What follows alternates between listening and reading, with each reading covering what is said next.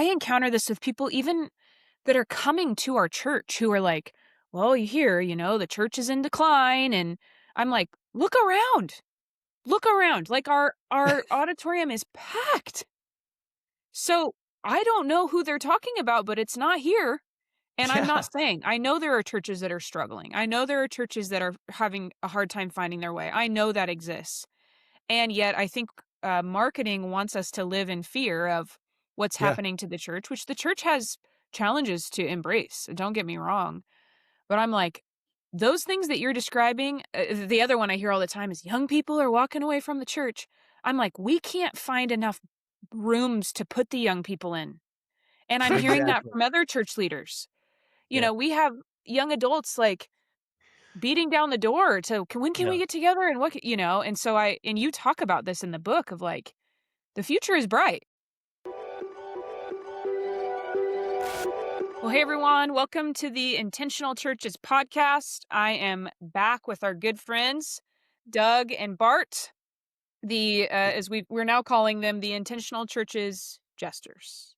No, Yes, that was meant to be just my Doug needs his nickname. You can nickname him, Erin. You Oh, should I okay. I'll want think a about that. hat. Bart needs a hat. A jester Uh, joker hat. Yes, yes. Well, we are back to keep kind of diving into some great conversation, particularly around this book, Radical Alignment.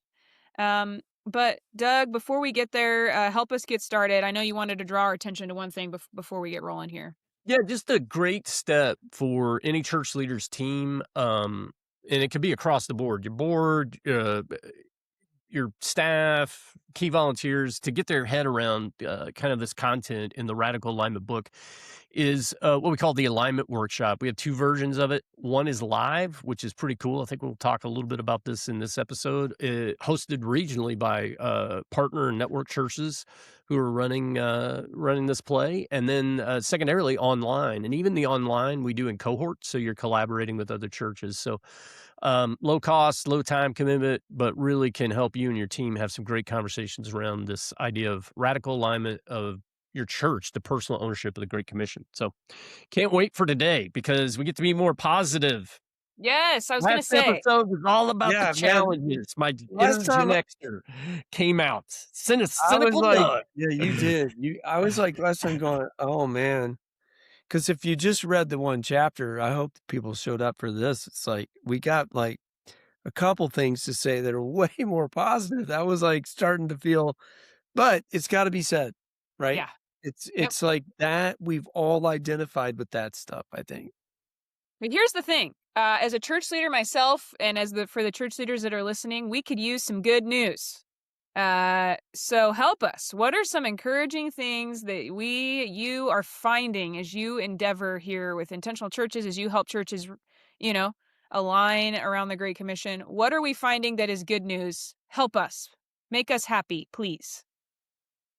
Yeah, I'm going to jump in and then toss to Bart. I think one of the very it's amazing to me. So to just give some context, the way intentional church is being built, kind of at the hub of everything are what we call partner churches, and they are the veterans of this idea of radical alignment. They've been going down this road for quite some time. They've helped shape what the book even is, and some of the new tools and assessments and everything that's come on board. Those have been shaped by real church leaders, and so to me, kind of the one this beautiful moment, holy moment that we were just able to have was the first ever partner church summit. It was where we got everybody together who could come that had been invited and said, "Hey, we're in for a 24-hour meeting, Erin, 24-hour meeting in Whoa. Orlando, Florida." So we had four West Coast churches, I think it was four, come to a 24-hour meeting held in Orlando. It just shows you kind of the commitment level. And what came out of that group, this is a very diverse group. Rural, agricultural areas, Central Valley, California, Wichita, Kansas, to surfer communities in Florida and California, to mountain towns in Flagstaff, Arizona. I mean, it was a Midwest true blue. I mean, it was a mix. And the collective, with all those different viewpoints, different backgrounds, all came to the thing that unifies that group and why they would show up, spend money and time to be there, was alignment around the Great Commission. And that Mhm. if we settle there, that a lot of churches, maybe that haven't gone down this road yet, will find great contribution where they can help, but also great collaboration with other churches on how we figure out how to do this together. I don't know about you, Bart. I felt like it was one of the most beautiful church leader moments I've experienced, just seeing this, that we can all be aligned around something with all the Mhm. division that exists in the church today. Oh, That yeah. if we just make it about the simple Jesus kind of way, the Great Commission. I don't know. How did you feel about it? Yeah, well, I think I said a couple episodes back, I'm just moved, and I feel a little like God's gotta lead us from here, that the alignment of the churches, like we've talked about, starting to collaborate on those fundamentals is happening, and we get to be the stewards alongside now of this, and, one of the positive things that's happening out there is there's a spiritual I'm gonna tie a couple thoughts together. There's a spiritual awakening happening. Um, the mission of IC is alignment, like we've said, around the Great Commission that lasts. We have a group of churches that comes together to that end to make sure this awakening isn't just a minute, that wants to lead other churches into this, inspire them, put their arm around them, and do it really without you and I, Doug, or other people. Just do it in their regions, and that we could see sustained kind of now regional impact happening is real. Like it's really right before us. And my father yesterday sent me a note, and there's a lot of this out there, an article about the 5 things the church needs to get its arms around right now. And it was some of the things we talked about in the last episode, really, to be honest. Christian consumerism, the lack of a deep commitment to the Great Commission and reaching the lost. And what I saw in those partner churches was the desire for sorry, not the desire that in fact, I texted him back and was like, Dad, um, I can't wait to talk about the solution, by the way, with guys on the podcast. I was like, Dad, it's different in these churches. It's different because I think in marketing, there's just a big wave, and he got hooked.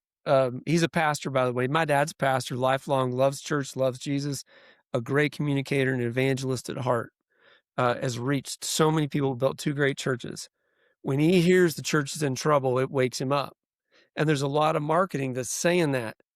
Yeah. What I'm saying is when we get our churches together, there's something different happening inside those churches, and they want it to happen with others, and we have to do it together, um, in collaboration. And so to me, I tie all those things together into this incredible encouragement that something is about to break loose because of what's happening inside these churches and the solution around Great Commission alignment, Doug, right? Erin, does that feel encouraging? Oh yeah, it does. I think you hit something when you talk about the whole marketing thing. I encounter this with people even that are coming to our church who are like, "Well, you hear, the church is in decline." And I'm like, "Look around. Look around. Like our auditorium is packed." So, I don't know who they're talking about, but it's not here. And I'm not Yeah, saying I know there are churches that are struggling. I know there are churches that are having a hard time finding their way. I know that exists. And yet I think, marketing wants us to live in fear of what's yeah, happening to the church, which the church has challenges to embrace, don't get me wrong. But I'm like, those things that you're describing, the other one I hear all the time is young people are walking away from the church. I'm like, we can't find enough rooms to put the young people in. And I'm hearing that exactly. from other church leaders. Yeah. We have young adults like beating down the door to, when can we Yeah. get together and and so and you talk about this in the book of like the future is bright when you think about young leaders that are rising up. And so I think it's important for us to like, what are the narratives that we're believing and how's that driving our action? Because if the narrative we're believing is the church That's is just right. in decline and and no young people want to be here, that drives us in a certain kind of desperation that I actually don't think is all that accurate when you start to talk to many church leaders who are wanting to live aware of these things. That's right. Amen. It is, to your point, Aaron, it's been going on for a few years now. This isn't like Exactly. a brand new anomaly. Right. And I do think, let's not go here today as much, but there is in church marketing to church leaders, for whatever reason, a lot of entities out there use fear to try Yeah. to drive sales. And, Mhm. we just do not, at IC, we believe there's an incredible message of hope right now. And it is this younger generation coming. And Bart, you even in this chapter, you wrote some about even for the older leaders, because I do hear some older leaders who are seeing so many millennials come into their church. They're becoming Yeah. the staff of churches. But what's the role you think for those of us who are maybe a little crusty, a little older, a Not little, crusty. Well, we have a massive opportunity right now. It's one of the encouraging things. Well, I'll just start in general. So I have two Gen Z kids, and they're in college. And I will tell you, man, for years and years, I have been so encouraged by their generation being the sensibility in their generation. Mm, Now, that didn't mean that that was going to be equal following Jesus. My kids, I thank the Lord every day that they follow him, deeply committed, and they have friend circles that are. But the sensibility, right? It gets annoying almost. Like they don't live in the extremes. They time bound their involvement in things that aren't healthy. They like my daughter takes Instagram off from time to time on her own. exactly She just feels convicted. She's like, I'm on this too much. right. So take that base of DNA, okay? And I've read a little bit about generational theory, and the bottom line is, if you believe in this, there's 4 generational types, and they've cycled, and there's only been about 30 since America was founded. And something like that, okay? So it's probably just normal that they would see craziness of the previous generations. We could just talk about, everything from the boomer to the millennial to the Gen Xer on, and they would just try to recenter, right? Now, for those that come before, me included, and others, we sort of like don't know what to do with that, right? Because we've lived in the extremes a little bit. Some of us have come and kind of been redeemed through our cynicism, right, Doug? A little bit sometimes. That's Whoa, all what are you I trying to understand. Oh, he say? just put you on blast. Yeah. But so the opportunity for older leaders with the younger generation is they actually want to learn from older leaders. Yeah. But how that goes down is a really important thing to figure out for older leaders. And we talk about it in this chapter a little bit that, we should approach the younger generation. Uh, if you don't understand them, seek to understand, because there is such a huge opportunity in our churches for multi-generational leadership right now, I believe. Um, but it's going to take time and patience coming to understand one another. But the younger generation in particular is ready to be on a multi-generationally led team. The assumptions that those two age groups might have might be greatly different about work and time and boundaries and all these things. But Erin, you have to be seeing some of this on your team. And I love the opportunity that's right here with us right now. Maybe just, what are you seeing? Yeah, I was gonna say, if I could just speak as the resident millennial for just a second, Yes, who is please. actually not I'm not the youngest church leader. Like there's people on our staff who are 10 years younger than me now, which is crazy, you know? But as the resident millennial on this podcast, if I could just like double down and say to the church leaders that are listening, uh, the greatest gift you could offer me, and I don't mean me, I mean millennials like me, is to be a healthy older leader in my life who's Mm, willing to pursue relationship with me and investment. And I would not be where I am without that. And so if you're wondering, gosh, where do I begin? How do I relate to these people? Begin with your own mm, health and offer that back. You guys hit the nail on the head, Bart and Doug, when you said the younger generation is sniffing this stuff out left and right. They care about personal health. And I don't just mean physical health. I mean mental health, emotional health. They're very like mature and developed in that. I'm speaking in generalities, but it's something they deeply care about.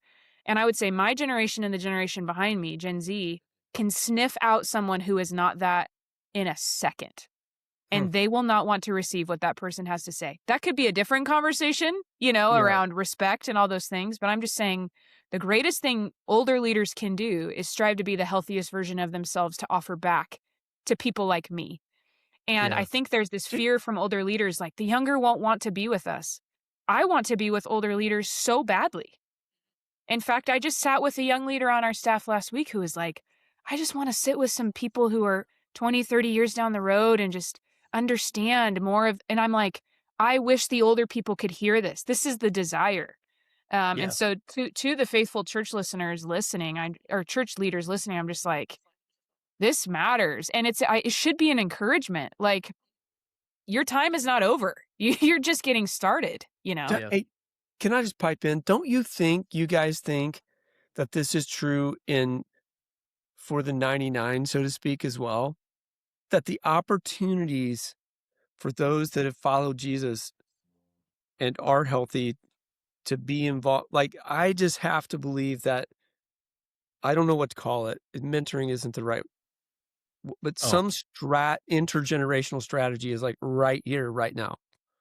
100%, dude. I live in a Hmm. neighborhood that is now almost all young families. We're about to launch our last one in August to college. Hopefully, it doesn't come back. Don't, Jennifer. I'm so sorry. I just said that to my wife. Yeah.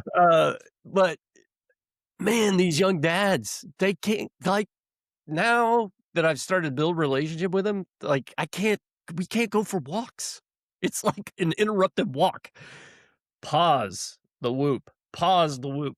Because we're having conversations in our neighborhood. Yeah, I just want to affirm. I think it's across the board, man. If you're 99 and what, Bart? You're pausing the whoop, I just think is awesome. That's just great. You don't want to mess up your stats, man. No, I That's know your part of the stats deal. would get all jacked up. So we're so far off base here. The encouragement, the bottom No, it's a line. huge opportunity and encouragement. That's what chapter 2 is saying, that like the we're here right now where something amazing could start to unfold. I Yeah. Yeah, really believe it. And that's what yeah. we tried to unpack. Yeah, I think that's an important conversation. I think though that one of the and we're hinting at it in this dialogue, but one of the things that this chapter talks about that is in a discovery that I would love to hear you guys just speak more about is this whole idea that it starts with you. It starts with us, right? And all these things that we're talking about, even in previous episodes around consumerism, around being aware of the lost, growing our capacity to live the Great Commission. It starts with us. So maybe could you guys speak to that from the encouragement side, not from the challenge side, but from the encouragement side? What do you want to say on the positive side of this? This starts with us, and us meaning individuals as followers of Jesus and humans, not just as church leaders. Uh, it is the most church leaders who their full-time job is ministry and to work in the church. It blurs lines in your head like that get really wonky really fast.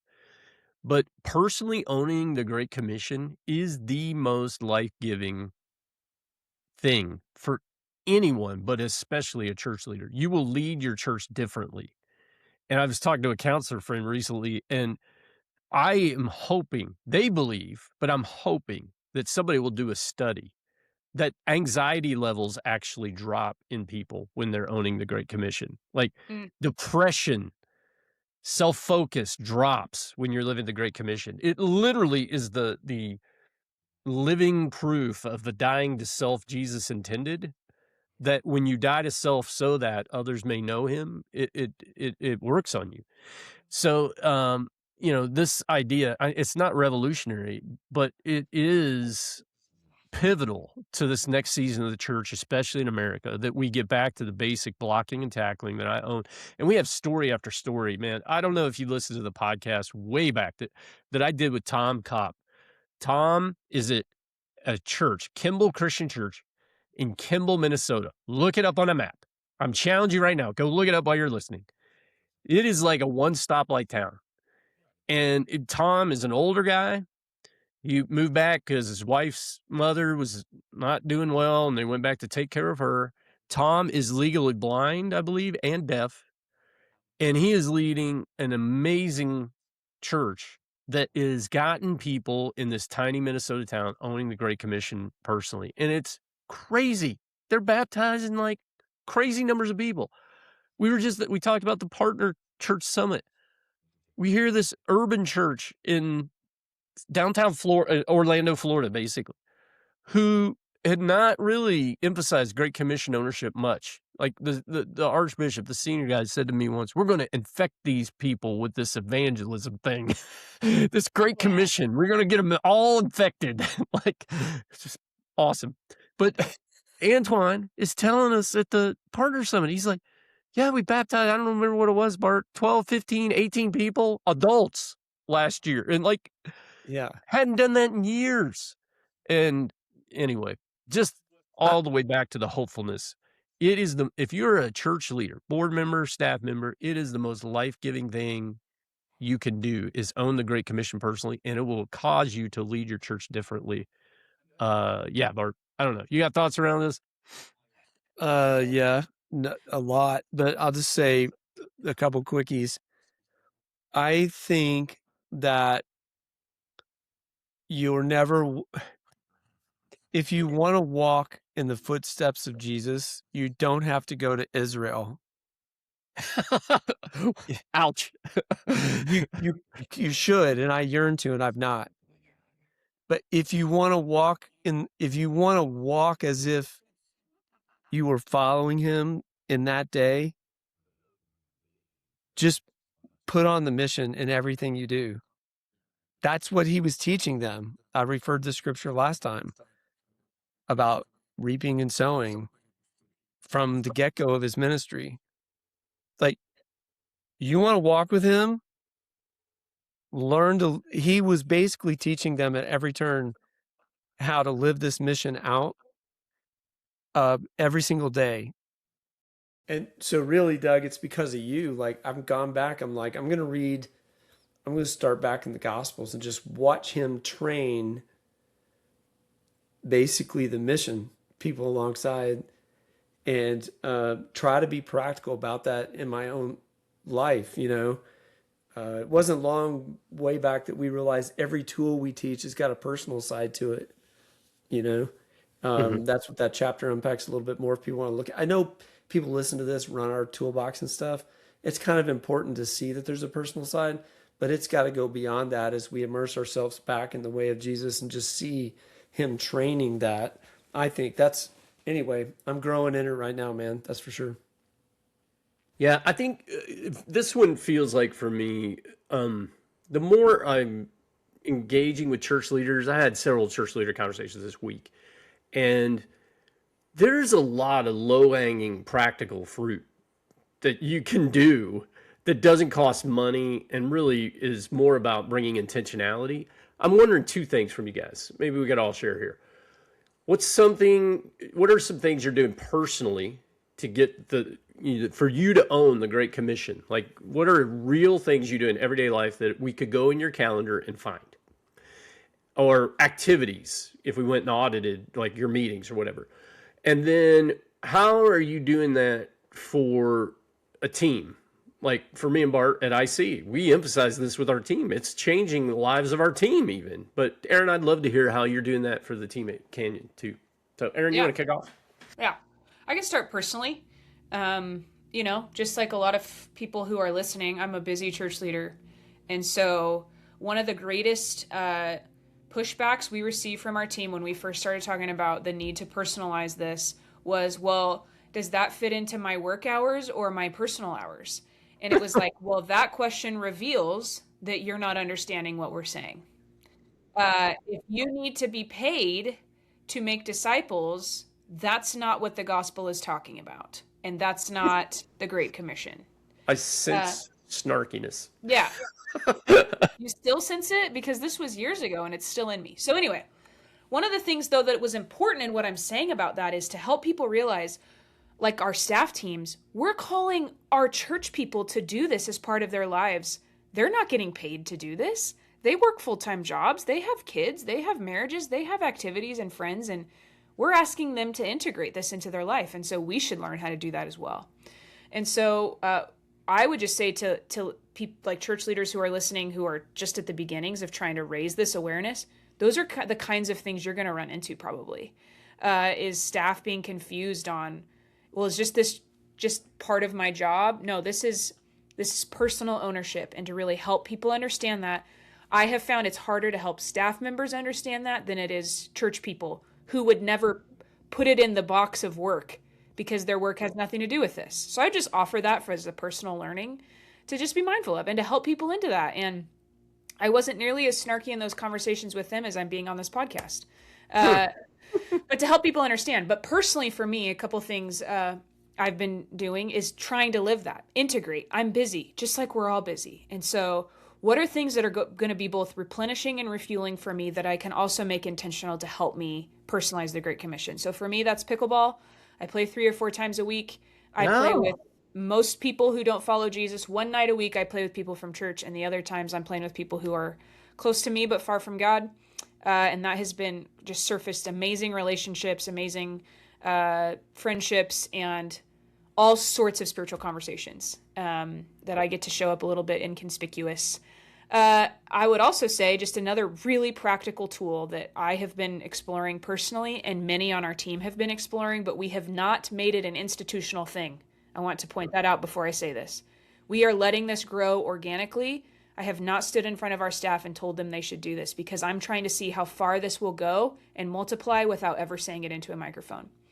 A young leader on our staff said, hey, I'm going to start a prayer calendar. And so for every day of the month, I'm going to have a different name on my calendar and I pray for that person. And so the day before, I reach out to that person and I ask how I can pray for them. So you send an audio message, 1.5, 2 minutes of your prayer, and then that person knows they're prayed for. But to the intention of having lost people on your calendar and the boldness to reach out to them and offer to pray for them, even if they don't yet follow Jesus. It's been amazing. So we have tons of staff members who have these prayer calendars, and it's a mixture. Not everybody on their calendar is lost people. Some of them are, like, I'm on some people's prayer calendars, so I get these random texts, like, I know I'm on the calendar for somebody on the 10th, because every month on the 9th, I get a text asking how they can pray for me the next day. It's been amazing. But what I'm trying to do is not institutionalize it. I'm trying to see how many places does this prayer calendar start to pop up because it's multiplying organically and people are experiencing good, so they're starting their own. So I would just say that's a way personally, those are a couple ways personally I'm trying to live this, but then how I see that taking off in some practical ways organizationally as well. That's killer. Wow. Yeah. Taking notes. Yeah, clinic. It's organically going to be like spreading somewhere else now. It's like, Yeah. you'll never know. Hope so. So quickly, one, I've mentioned this before, but Kat and I are part of a gym and proactively calendar things there, like even to the point that if I don't feel like going, I'm going to go because of relationships there. People that I pray for every day, just that I would get to have a spiritual conversation or the right conversation to plant, and in the planting and watering theme with them. And then practically, man, we've built a new toolbox. I can't wait to talk more about it. And in that toolbox, it contains initiatives for churches to use, and I've been involved in building it and implementing it. And as usual, as a part of it, I'm trying to live out what we're helping church leaders do with their churches. And so there's a part of it where we're training in basically, it's got a 3-part training, sharing life, sharing stories, and sharing Jesus. And actually trying to practice the disciplines of each of those. One of them is preparing and writing down when topics come up that I can basically organically and naturally share how Jesus impacted my life in that area. And so praying for, it's just like preparing myself to share the impact of Jesus organically in the moment. Like I realize you need to prepare for that moment. I never have. The other thing is I don't know that I've ever leaned into one way to share the gospel or good news were it to ever, if I'm the one, as Jesus says, harvesting what others have sown, we're about to really reap the harvest with the good news. I don't know that I've ever committed myself as to how I'm going to share that story in that moment. And that might sound, I don't know what that would sound to people, but I'm like, so practically I'm preparing, man, and praying and preparing. And that's a couple ways. What about you? Yeah, I think some of the things we're seeing just pragmatically out of the new radical alignment assessment. I just had a couple meetings this week.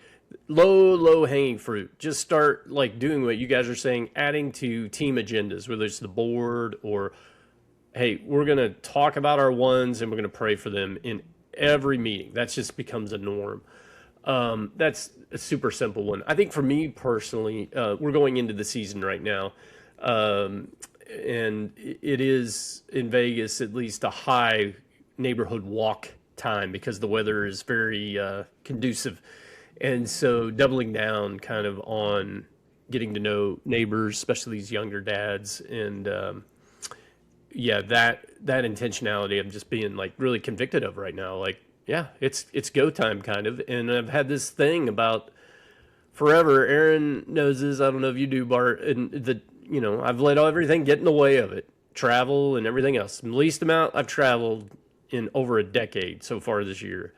And starting a young dad, old dad kind of thing in the backyard has been on my radar for a while. I feel like the Lord's led me there. And so I feel like the spring especially is going to be a time to really go after that pragmatically. Yeah, so I think I would say anybody listening to this podcast, if you stop and think long enough, there's creative ways you could do this that really don't cost. What Erin said, spot on. Integration. We have to help our people see it's more about awareness, intentionality, and integration about where I'm already at, not adding some new program or idea or calendar thing, at the end of the day. Absolutely. So, hey, Erin, I'll kick it to you in a minute to hand off. But just a quick reminder, check out the alignment workshop, both live and online. We talked about it at the beginning. It's a way for you and your team or maybe some others in your church to explore the Radical Alignment book and these concepts. Low amount of time. It's about 4 hours, 4.5 hours in a month, spread out over 4 weeks. And yeah, check that out. And Erin, what do you think? Yeah.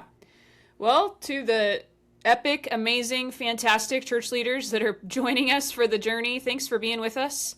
And we're rooting for you as you keep doing your best to lead and to align to the Great Commission. And so God be with you. And thanks for jumping into the Intentional Churches podcast.